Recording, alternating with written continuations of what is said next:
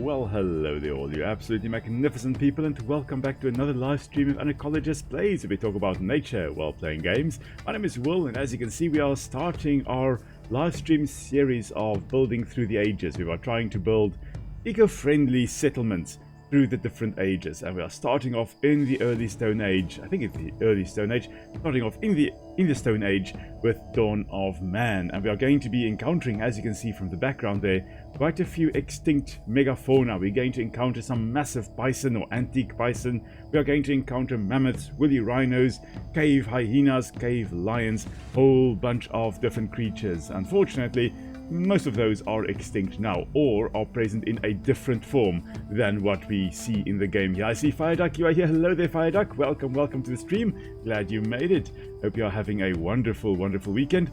And for anybody watching that is either a father of a child or a father of a third child, you know, happy Father's Day. At least in South Africa it is Father's Day, and yeah, I'm feeling very honored to officially be able to celebrate Father's Day with an actual, like, little human being instead of just my normal animal children. Right, so we are going to be kicking off a new game here. I am really horrible, I think, at the game thus far. I have played around a bit, and I've been able to do a few things, but yeah, we'll see how this playthrough goes. We'll do a few weeks of Dawn of Man, and then we are going to move on to the next game in the series that I will tell you about as we get closer to the time. And hello there, welcome, sorry, thanks Fireduck, running through the different things I wanted to say, and then thanks for Happy Father's Day, appreciate it. Let's see, we are going to do a free play. We're not going to do a challenge because I don't think I'm good enough to do any of the challenges. So we are just going to do a free play, see where the road takes us. We are going to go Continental Dawn because the other ones we need to finish milestones before we can actually select them. So we can only do Continental Dawn here, and I think the one we are going to go for, I think let's go for Forest River, and let's say we already start settled, and we are going to call this, what shall we call this? Ecology. There. It's kind of like ecology. There we go, ecology. We are going to be calling our settlement. That is going to be the name. Forest River, I think that's a good map to at least start on. Of course, normal game mode, and we are starting settled. So we are starting with our little tribe, not trying to make their way to find a good place to settle. Instead, they have already found a river and decided that is a good space to settle. And indeed, that is generally where you would find these older settlements as well. Most settlements, most human settlements, if not all of them at least, are started close to water. So what are we going to do? We are going to just quickly have a look around here. I do believe, yes, the game is paused. So here's our little settlement. We've got quite a nice big area that we can explore and go hunting and go gathering and all kinds of stuff we can do. I think technically we should be able to relocate to this area, but there's no water here. We really do want to be located close to water, and this of course is the river. Just going, I think, downstream a bit here. Oh, there's another river coming up from that side. Oh, that's great. This actually is a marvelous spot to settle. So I think eventually what we are going to do is we are going to take our little settlement, our little village, and we're going to just relocate over to this area. There's lots of food here. I think that's a megalith. Yeah, there's a megalith, basically massive stone. Lith referring to rock. Mega is just, you know, mega or massive. So a megalith, a massive rock over there. We can use that in monuments, I think. I've never gotten to the point where I have used them. But yes, there are lots of animals here as well. Little birdies flying around. I think these are just little pigeons or hawks. I think they're little turtle doves. Yeah, those little turtle doves flying over here. They are around nowadays. I'm not sure whether turtle doves were around in the Stone Age. There would have been pigeons and doves and stuff like that as well. There are also some eagles or hawks around here. What have we got here? Oh, this appears... Oh, this is actually a vulture. Yeah, we've got an ancient vulture over here. Very reminiscent of the European griffin. Could be that. Could be that. Of course, whenever you have got scavengers, or whenever you've got predators, there is a good chance you're going to find some scavengers. So maybe there would have been some vultures in the area as well. I think for now, though, this is where we are, and this is a good spot to start. We've got something dangerous here. Oh, an old male cave hyena. We probably need to take that one out. Is he located? Oh, he is just lying there. Okay. So we're going to take out this cave hyena because he is going to be a bit of a danger to us. So let's see. We've got our individuals here. Varmek here has got a spear. He also has a biface. Biface, by referring to two. Face, I believe, are the cutting facets thereof. So this one is kind of like a multi-stone tool. Could use them for scraping and stuff like that. Also, he is actually wearing skin outfit. This guy, Hornak, just has the biface. He doesn't have a spear. Marvek has got a spear, so we're going to just move them together here. And Emen also has a spear. And Akin also has a spear. So we've got 4 spear people, or people with spears. They are going to do the hunting here of this old cave hyena. And we're going to have a look at that hyena in a moment.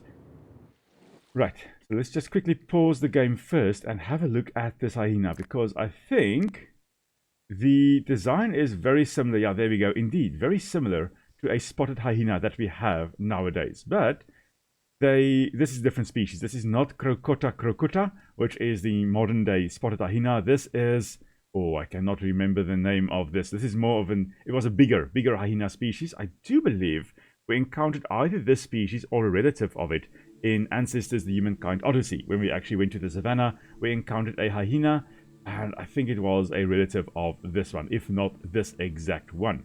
So this cave hyena would have occurred in Europe and Asia, maybe a little bit in Africa, although I am not 100% sure. Okay. But of course, a predator, although we nowadays often associate scavenger or hyenas with scavenging, they actually are very good hunters. Very, very good hunters. Very effective hunters when they need to. It's just that sometimes kleptoparasitism or stealing the food that something else has caught is just so much easier than to try and catch the food yourself. I would like you to not go there. Ornak, you have a biface. You don't have a spear. I want you to gather some sticks, perhaps. Oh, you know what? Oh, you don't have the tool to gather fish there. Come and gather sticks. Sticks, that's good. That's safe. It's away from that hyena over there that can actually kill you. Okay, so you 4, you are the hunters. You are setting out to go hunt this hyena. And let's actually go right over here. Okay, I need to actually go out of hunter's mode, basically. Let's just go over here and watch the hunt. Because as they get closer, they will most likely start crouching so that the hyena doesn't actually see them. There it is, right behind the trees. There we go, crouching. We've got the spears. Spears really were an amazing innovation because it allowed you to actually have a nice ranged attack. You could throw the spears like that, get your attacks in on the hyena in this case. Before it could actually kill you, you could kill it. And of course then using... I should actually look at that. Where is... There we go. There it is now. I'm going to quickly look because we should have... This guy over here, Varmek, has got that biface. He can actually skin and slaughter the hyena over here as well. There it is. Nice little stone tool he is using to just cut open the hyena and actually remove the innards, remove the meat. Meat is meat, I guess. Although you don't really want to be eating carnivore meat, meat is still meat, so may as well go for that. Now the thing is, I believe as the game, and I have been informed of this on Discord, as the game progresses, some species are going to go extinct. Now, even if we don't hunt them, they are still going to go extinct. And that is simply because, well, as the Bronze Age rolled in, and as the Late Stone Age rolled in, some species simply did go extinct. So yeah, they are going to disappear. I'm not sure. I think the cave hyena actually is one of those that will disappear. Oh, you also have a biface. You may as well also slaughter. You don't. You can just kind of... maybe you go fishing. Go do some fishing over there for me. Thank you. Now we can set work areas, and we will do that momentarily, just to actually get the people to be a little bit more autonomous, so I don't have to constantly just tell them exactly what they need to do. Aha, there we go. Okay, some meat. There we go. Picking up the meat and carrying it back. Now, what we really also need would be some kind of way to dry the skin. And there we go. There is a skin dryer. We are going to just place down 2 of those. We've got the crafter. That's great. I'm going to just continue making spears here. I think that is going to be a useful thing to do. And what I'm also going to do is set up some work areas. I'm going to just set up this as a fishing spot. Someone can come and fish from these 2 fishing areas over here. We're just going to have 1 person there. And then what else do we need? We need sticks. We do need sticks. So let's make... There are some sticks here in this area. Any other sticks? A lot over here. Okay. We're going to just plop down a work area over there for sticks. Okay. Oh, and might as well just make it 2 people coming to gather sticks. Hornak, you are just going to go and gather some sticks over there. Then let's see, what else do we need? We do need a bit more of a place to put things, to store things. Because as time now goes on, we are going to start approaching winter. We are currently in spring, but as winter rolls around, we're going to have everything stored away before winter really hits. We also will need a way to actually preserve our food, because we won't be able to gather any like fish and stuff like that, I think, during winter itself. Let's see, there are some birds flying here again. What are those? Oh, those are the doves again. You can kind of see them quite nicely here. Oh, that is absolutely beautiful. Alrighty. If you guys have any tips, of course, if you have played the game, if you've got any tips or if you have any questions, please pop it down in the comments below. I'm always happy to answer or to take tips as well, because as I've said, I'm not necessarily very good with this game. I've mucked around with it a little bit, but not really a lot. So probably going to have my entire village dying in it very, very soon. Just checking to see if there are any animals to hunt in the area. Surprisingly, not. We just have fish. That is all we have at the moment that we can actually gather. So we are going to just plop down over there that we can get 2 people fishing. So we can have food stored away for winter. Okay, the children, even they are doing their work, doing their part for the survival of this tribe, even though what they basically can do is just gather sticks and stuff like that. Obviously can't send them off to go fight. But the rest they can. As soon as we have got something dangerous moving through, they can at least do a bit of fighting there. Right, I'm going to just speed it up a little bit here. Ah, I see, Fireduck, you say you've never heard of this game. It's actually been on my radar for quite a while. And then recently I thought, you know what, stuff it, I am buying this. Because I have wanted to buy this for a long time. And here we are, finally being able to play it. I think I bought it the moment I decided that what I'm going to do next on the challenge is, on the channel, is to actually go through the ages, start in the Stone Age, build settlements through the ages. Right. Now, the bottom left here, you should be able to see it on the screen. Oh, you could have seen it on the screen there. They did say that we have gathered 10 sticks, and we got a knowledge point for that.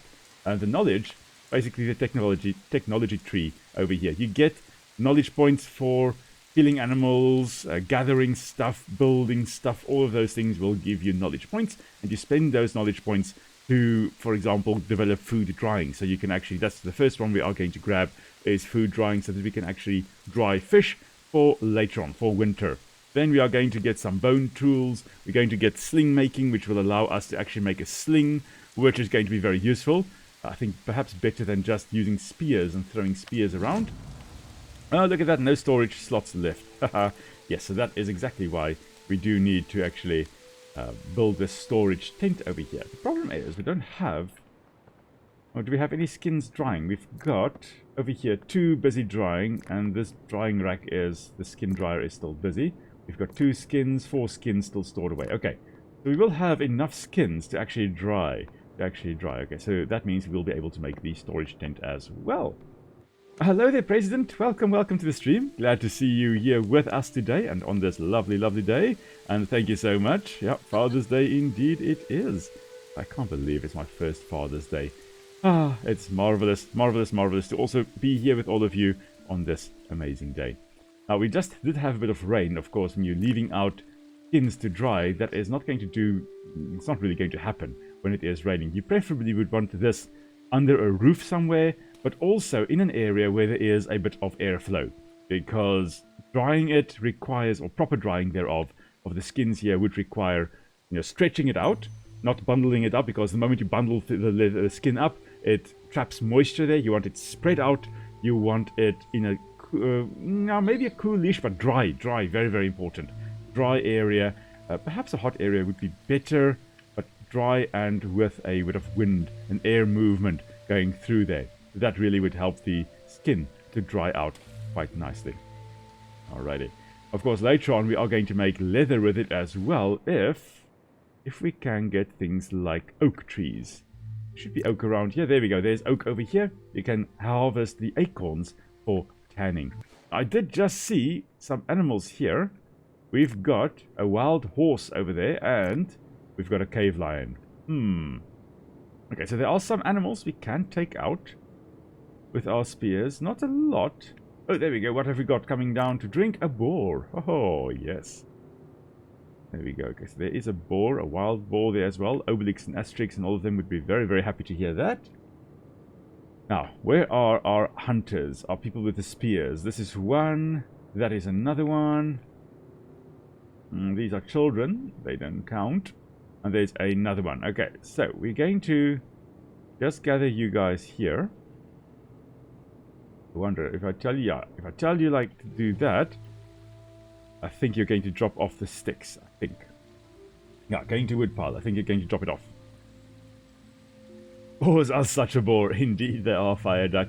We have got wild pigs in South Africa, but wild boars itself not indigenous to South Africa, although they are invasive in some areas.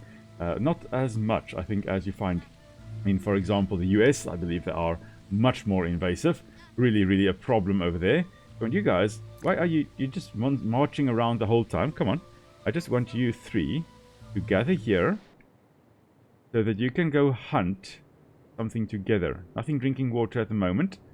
Now, another reason why it is nice to actually have a nice settlement next to a river is, of course, because animals are going to come and drink water. So you can kind of ambush them there, which is, you know, that's great. That's a great way to get food. Now, I think we are going to hunt this horse over here. Now, horses, yes, of course, later on they will become very, very useful, but for now, they are just a source of food. In the early Stone Age, they would just have been seen as food, not domesticated. So, yeah, we are going to just, for now at least, also see them as food. Where are you going? Okay, nowhere yet. Okay. You guys, you can probably start crouching soon. This is an old male. Oh, and it is under attack. Oh, and it's dead already. Wow. Okay. That's cool. So quite a bit of meat on the horse. Horses are, of course, big animals. Really, really surprisingly big. I keep on forgetting how big horses actually are. But yeah, they are quite big. So you just come back here.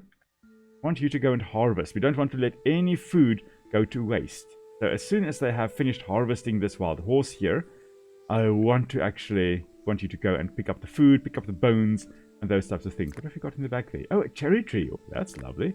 You are just being very stubborn and walking back. Marvek, you're gathering sticks. Okay, yeah, there we go. Gather the sticks. There we go. Gather this meat for me, please. And this meat as well. There we go.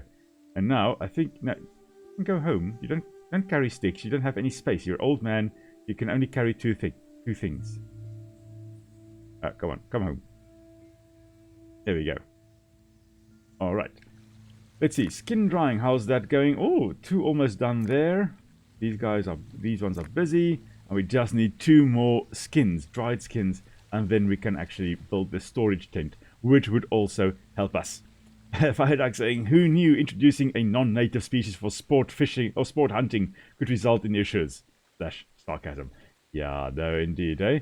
And also see President, you're saying we're to see a horse alone. So when we are looking at invasive species, oh, that is always such a problem. In South Africa, we've got so many invasive species, fish as well. I mean, all over the world, there are invasive fish, or fish are invasive and a big problem. Certain species more than others. In South Africa, we've got bass, we've got carp, we've got trout, we've got tilapia, which are actually indigenous to South Africa, but not to the southern part of South Africa where I am. And they are invasive in this area. So yeah, a lot of invasive fish and really mucking up the system quite badly, resulting in the local extinction or complete extinction of a whole bunch of fish in certain river systems. And of course with hunting as well. I believe we also have some deer that are feral in many areas, or in some areas. We've got red deer, we've got... what else have we got? We've got red deer, I know. There are some areas with red deer. We've got fallow deer as well. Of course we've got wild pigs, or boars running around, feral pigs as well. Feral dogs, all kinds of problems. But yeah, President with the wild horse that was walking alone. Interesting to say, yeah. We often associate horses and zebras, in Africa at least, with being in a group. But sometimes, yeah, you do find them alone. Mostly as stallions, I think the older ones you would find potentially alone. But then if you have like a dominant one with a whole bunch of mares, then that stallion. I was thinking, what on earth do you call a male horse? Then that stallion would actually be in a herd, but sometimes, you know, they would just be the one on its own. We've got a boar over here as well, so we can get our 3 hunters. Are you sleeping? Is that a hunter that is sleeping? No, those are sticks. Okay. Let's just say I did not just confuse a hunter or sticks with a hunter, because that would be bad. Okay, no storage space left. Aha. Come on, build this storage tent for me, please. There we go, bringing the dried skins. Marvelous, and that should now help. There we go, and now it can be built. That is marvelous. Once this is built, what we can then do is we can hunt this boar. I'm hoping that it actually gives us a technology point. We are 1 knowledge point away from actually getting the drying rack. Make jerky in essence, to dry the meat so that we can so we can have food for the winter. That's what I'm trying to say there. Oh, my mind is not working at the moment. Come on, Will, come on. Let's just have a look here, because this is quite cool. If we just pause here. I love this frame that they have built here. So usually these types of frames would have been built with most likely young wood. So I believe we used sticks here, which would be more flexible in this case, not proper like logs. Because the moment you've got logs, you need more secure lashing, you need nails perhaps, which we definitely don't have yet. We haven't developed smelting of iron yet, so what we have got, we've got sticks, and we've got rope. And the rope, most likely in this case, would have been made with the bast fibers, or the bark fibers of things like birch trees, I believe you can use for that. So basically taking the inner bark, and you twist it to make cord, and that you can use to bind stuff together, I believe. Yeah, there we can kind of see some cordage over there as well. But using sticks, flexible sticks, means that you can actually bend it, make these hoop-like structures, and then you can cover it with skin. And the idea is that you would have this as a nice spot where it's out of the elements. You can put your food there, you can put your dry skins there, you can put your cloth there. Whatever you have that you don't want, moldy or getting moldy or rotting, you could put there, and it may last a little bit longer because it's out of the elements, out of the moisture, out of potentially a little bit protected against carnivores as well, or things breaking in. But I mean, this flimsy-ish frame over here and covered with skin is not going to keep out a bear that wants to get to whatever is on the inside there. So yeah, nonetheless, really awesome to see how this structure is coming along. Even though old Marvek over here is going to go take a nap. He's like, I am tired, I have low stats, I'm not going to do anything, I'm going to go nap now. And there we go, our storage tent is now almost completed. Almost, not quite, but it's in progress. Okay. Oh, nice. Okay, it was low on fuel, but it's being fueled. There we go, fueled with sticks. Ah, great. Later on, we can, of course, chop down trees, and then we can make a nice... we can use logs. Okay, so no storage slots left. I think that is solved, but we have built our first storage tent, and that means we have gotten some knowledge. And that knowledge we can now use to unlock food drying. And because we have now unlocked that, we're going to build it. And we're going to build production. There we go, food dryer. We need 10 sticks for that. Wow. Okay, we are going to place, I think, 2 down. Because that means we will be able to really store food. Unfortunately, yeah, we've got only 4 sticks stored away. So what we are going to do... we are going to store a whole bunch of sticks. Before we do that, we are going to get our hunters together. Who are the hunters? You are a hunter. You are a hunter. You are a hunter. 2 of you. We've got a wild boar you can go and hunt. Approach from behind. Not sure which way the wind is blowing. Of course, you would want to approach upwind. You want to approach from downwind of the animal you are trying to hunt, so that they are upwind of you and they can't smell you. Here we go, getting closer. I wonder whether this boar will actually attack our hunters. It most likely would. Oh no, it actually runs away. And it's dead. Okay. Marvek, you can just come and chill over here so long. Actually, go and gather some flint for me, please. Flint, a very, very useful thing to make tools with. Later on, we are going to get some nice knowledge, or use knowledge to actually develop bone tools, which I believe are more renewable. Flint, not really that renewable, so early game you do use it, and then later on you rather switch over to bone tools and some of the more sustainable tools. Okay, so some of the more renewable, that's a term, renewable tools. Alrighty. Perfect. Varmek, sorry, not Marvik. Varmek, there we go, gathering a lot of meat for us there. And are you guys, oh, you are building the food dryer, that is marvelous. Okay, so now, as soon as that is done, we'll be able to dry the fish. Very similar to the dryers over here for the skins, the skin dryers. We are going to just be hanging up our fish over here, and we're going to air dry it in essence. Not using any salt or stuff like that, most likely just hanging it up in the air.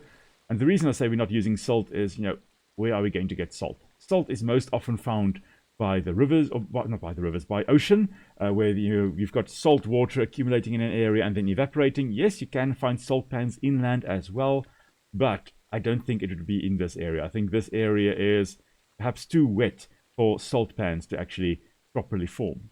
So this settlement of ours will just have to do without salt. Of course, that meant that when the time came for trade to happen, or when trade started becoming more common, if you had salt from being close to the ocean, or you have got a settlement close to the ocean, you can get salt and you can trade that. It became a very valuable commodity.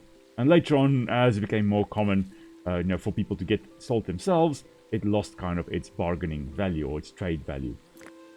All right, there we go. We're going to have, here we go, some more sticks coming through. 7 sticks and another stick, 8, 9, 6, 10 sticks. Okay, so that should then be enough to actually build this drying rack as well. And currently what we have, we've got 2 fish and 1 meat being dried. And more people are bringing more things to dry. This is marvelous. This means we should have enough meat to actually last us the winter. Okay,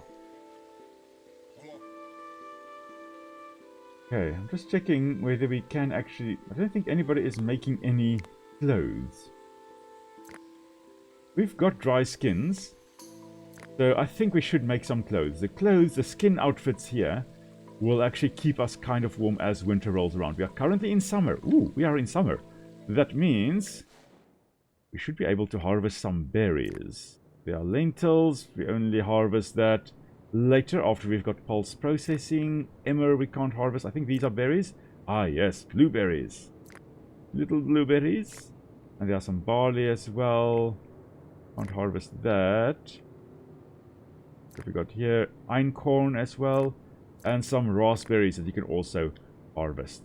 Okay, maybe. You know what? I think for now, yeah, I think we're going to send a child. Where's the child? We're going to send the children. I think the children are currently gathering sticks.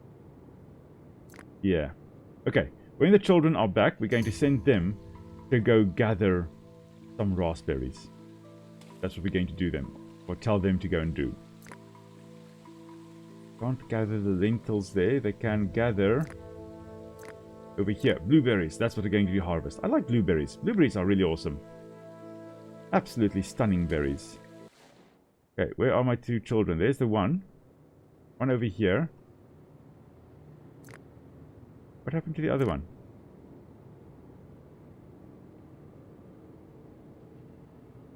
Like, I know we had another one.